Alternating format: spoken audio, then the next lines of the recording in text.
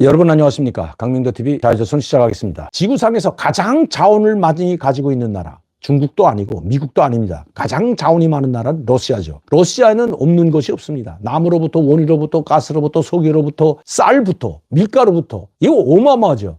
밀 수출량 2위가 바로 러시아이기 때문이야. 김정은이 노리는 것은 바로 러시아의 군사 기술과 인공위성 기술도 있지만 바로 이 막대한 식량과 자원 부원을 보고 있다는 겁니다. 푸틴은 그 막대한 식량과 자원을 북한에 보내주고 그 북한으로부터 생산된 생활 필수품이나 군수무기들을 얼마든지 러시아로 가져올 수 있다는 겁니다. 또한 북한의 노동자들이 대거 러시아로 들어가서 러시아의 인력 문제도 해결해 준다면 지금 해결해 주고 있다는 겁니다. 특히 가장 열악하라고 하는 골목 노동자들이죠. 그리고 건설 노동자들은 지금 이 동유럽, 카자흐스탄이나 우즈베키스탄 노동자들과 함께 북한 노동자들이 가장 많이 들어가고 있는 것이 바로 골목 노동자와 건설 부문 노동자들입니다. 김정은은 바로 그렇기 때문에 경제적인 환경, 물질적 환경이 마련됐다고 생각하고 이미 20 곱하기 10이라는 지방경제 정책을 내놨던 겁니다. 여러분 2월 13일까지도 김정은은 군수공장 미사일 발사 현장을 반해봤죠. 이게 2월 14일 날 김정은이 직접 검수 사격을 마치고 군부대에 실전 배치해 주었다는 거 지금 뉴스에 나오고 있습니다. 8문짜리입니다. 이 대구경 방사포탄과 비슷하죠. 김정은이 여기를 찾았는데 검수사격 현장을 찾았던 것이 마지막으로 이 김정은이 직접 찾고 약 20일 동안 단 한 발의 미사일도 쏘지 않고 있습니다. 지금 북한은 모든 것을 이제 군수무기를 비롯한 이 미사일과 대륙간 탄도미사일이나 중장거리 미사일, 순항미사일, 국첨성 미사일 같은 것들을 어느 정도 완성해놨다고 생각하고 이제는 시험 발사가 새로운 개발되는 미사일은 이미 뭐 구청 미사일부터 순항 미사일, 전술 전략 순항 미사일, 여러 가지 순항 미사일까지 다 개발 완성했기 때문에 이제는 대량 생산 체계로 넘어가면 되는데 이 대량 생산 체계는 러시아로부터 원료 자재를 받으면 얼마든지 대량 생산 체계를 넘어갈 수 있다는 겁니다. 자, 여기는 여기까지 해놓고 이제 김정은이 두 번째, 북한 주민들의 마음을 사지 못하면 남북한 한반도에서 6.25와 같은 그런 전면전이 일어나도 전쟁에서 이길 수 없다는 걸 알고 있기 때문입니다. 그런데 이제는 상황이 완전히 달라졌습니다. 인민들의 마음까지도 잡게 되면 그때는 우리 한국으로서는 오히려 더 북한이 치명적인 위협으로 되기 때문입니다. 예전에는 북한이 정말 군사분계선상에서 넘어온 병사들을 여러분들 여러 차례 봤죠. 특히 판문점에서 넘어온 이 총에 맞아서 다 죽다 살아났던 오중사, 이름은 부르지 않겠습니다만은 그 오중서가 넘어왔을 때 정말 뼈에 앙상하게 남은 것은 윗속에 있는 벌레밖에 없었습니다. 그렇게 판문점에서 근무하는 병사들까지 그렇게 굶주렸던 것이 바로 북한입니다. 그런데 지금 상황이 완전히 달라졌다고 합니다. 이제는 초콜릿, 러시아에서 초콜릿, 버터와 우유까지 들여다 병사들에게 공급하고 있다고 합니다. 그리고 이번에 김정은은 여기를 방문했죠. 여기 보이시죠? 지방발전 20 곱하기 20, 10 정책 신호를 위한 첫 작공, 송천군 지방공업공장 건설 착공식. 왜 송천군에 갔을까? 이 송천군은 바로 평양시 강동군이라고 하는 이 강동군과 맞붙어 있는 것이 바로 평안남도 송천군입니다. 강동군에는 여러분 뭐가 있는지 아시죠? 제2경제위원회가 바로 강동군에 있고 이 경제위원회 국방과학연구소를 비롯한 군수과학과 관련된 분야가 이 강동군에 상당히 많이 있습니다. 근데 이 강동군의 바로 옆에가 송천군 공장이고 이 송천군에도 군수공장들이 상당히 많이 있습니다. 20개 시군에서 동시에 일어났습니다. 동시에 착공식을 했습니다. 지방 간부들 다 내려보냈죠. 이렇게 김정은은 송천군에 갔고 20개 시군을 선택해서 군년도에만 20개 군에다가 이 지방공업 공장들을 10개 이상씩 건설한다는 겁니다. 그것도 10년 동안. 송천군에 가서 직접 연설까지 했습니다.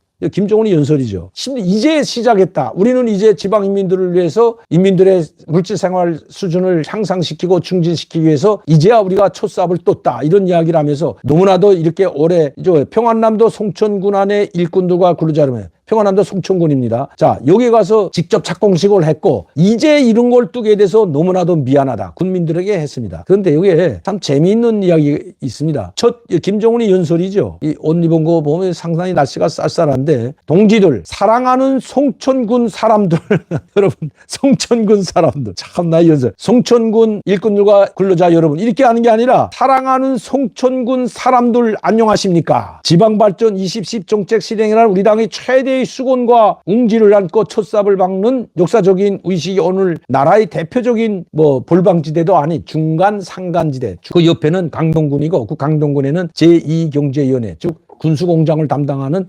경제부서가 이경재가 있다는 거 제가 말씀드렸는데 이렇게 김정은이 했습니다. 이제 이 세계적인 수건을 70년이 6.25 전쟁이 끝난 70년이 지나서야 이제야 와서 뜨게 된 데 대해서 김정은이 지방 인민들의 주민들에게 지금 사과를 하고 있는 겁니다. 그리고 이제 앞으로 잘 먹고 잘 살 수 있는 시대가 이제 왔다고 이야기하고 있는 거죠. 그러면서 김정은은 각 군단의 124연대를 만들었습니다. 약 한 10개 연대를 만들어 가지고 이 10개 연대가 이 20개 군에 나가서 이 지방 공장들을 건설한다고 지금 말하고 있습니다. 오늘 이 자리에는 124연대가 조직된 각급 대연합부대 지휘관 동무들과 124연대장 동무들이 다 참가했습니다. 124연대가 뭐냐? 각 군단마다 그리고 국방성에 124연대가 있는데 각 군단마다 124연대를 모두 조직했습니다. 북한에 막 12개 군단이라면 12개 군단에 124연대를 새로 정립합니다. 건설연대입니다. 이 124 건설연대는 오직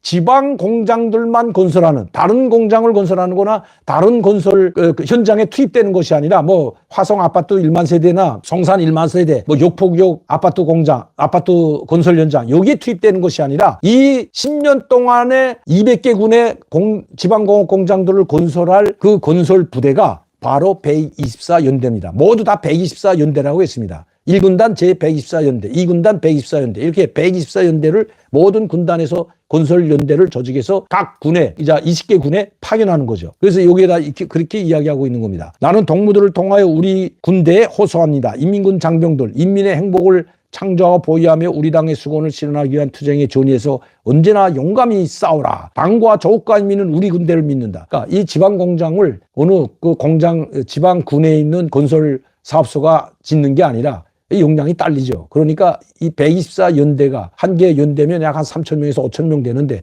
이 3,000명에서 5,000명이 한 개 군에서 10개 공장을 집중적으로 1년에 모두 끝내는 겁니다. 20개 군에 모두 이 124연대가 모두 파견됐죠. 물론 큰 데는 좀 한 개 연대가 통짜로 파견되고 작은 군에는 뭐 몇 개 대대가 뭐 내려가겠죠. 12개 연대가 했는데 그 사람들과 이렇게 기념 촬영까지 했습니다. 이 연대장들하고 정치연들인데요. 124연대 연대장들하고 기념 촬영을 한 겁니다. 이렇게 해서 김정은은 이제 첫 삽을 떴고 이번에 송천군에서 한 거와 같이 20개 시군에서 동시에 시작을 했고 해마다 20개씩 선택해서 10년 동안에 200개 시군에 모두 인민들이 먹고 살 만한 지방공업공장들, 인민들의 생활 향상에 필요한 기초식품, 간장, 된장 공급할 수 있는 기초식품 공장, 사탕과자를 생산하는 식료공장, 두부, 기름을 생산하는 식료공장, 그리고 일용 필수품을 생산하는 지방공업공장, 수지일용품 공장. 여러분 수지일용품이라는 거 아시잖아요. 비닐그릇들. 특정 비닐그릇 생산하는 것을 수지일용품 그릇이라고 합니다. 자, 이러한 공장, 지방공장이 생기면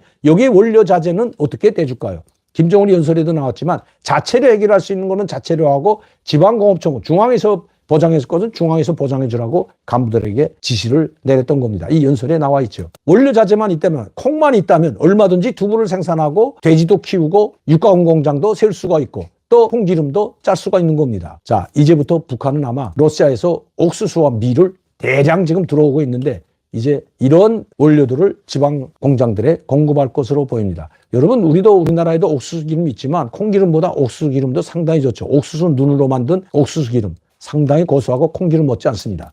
옥수수만 많더라도 이 옥수수 눈에서 뽑은 이 옥수수 기름만 있더라도 상당히 북한에서는 고급 식재료로 쓸 수가 있다는 겁니다. 이렇게 이제 김정은은 러시아와 손잡고 막대한 자원본을 가진 러시아를 통해서 북한에 필요한 물질적, 경제적 지원을 받으려고 하고 있다는 것입니다. 물론 그대 공짜로 가져오진 않겠죠. 북한에서 계속해서 러시아에 필요한 만큼 러시아에서 주문 생산, OEM 방식으로 미사일과 포탄을 생산해서 계속해서 보충해 줄 겁니다. 아마 당분간은 러시아가 계속 북한을 통해서 이 미사일과 그리고 포탄을 생산할 것으로 보여집니다. 또한 북한의 많은 노동자들이 이미 5만 명 중에 일부 선발대가 러시아로 들어갔고 상당히 젊은 여성들과 젊은 사람들이 상당히 많이 들어갔습니다.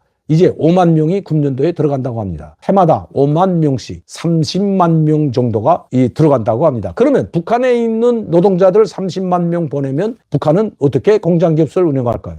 여러분, 그건 걱정 안 해도 되죠. 북한의 군대가 120만 명입니다. 젊은 사람들이 모두 군대에 있기 때문에 그래서 군대를 통해서 공장 건설을 이렇게 군대가 다 맡아 나서고 있는 겁니다. 지방에 가보면 젊은 사람들 북한에도 지금 별로 없다는 겁니다. 이번 주에 핫한 뉴스 외교적으로 핫한 뉴스는 바로 동유럽 나라들, 서유럽 국가들이 바로 북한으로 물밀듯이 들어가고 있다는 겁니다. 북한에서 독일의 요청에 의해서 독일 외무상 국장이 바로 북한을 들어갔습니다. 북한의 평양에 있는 독일 대사관을 다시 개방하기 위해서 들어가서 점검을 하고 나왔습니다. 이 뉴스가 나가자 영국, 스웨덴, 스위스, 폴란드, 체코, 헝가리 할 것 없이 동유럽과 서유럽 국가들이 대거 북한에 방북을 신청했고 지금 물밀듯이 들어가고 있습니다. 봉쇄, 유엔 안보리 제재가 무색할 정도로 이미 무용지물이 된 지 오래다는 겁니다. 오늘도 강명도TV 자유조선을 시청해 주신 여러분들께 진심으로 감사를 드립니다. 저는 내일 이 시간에 다시 뵙겠습니다.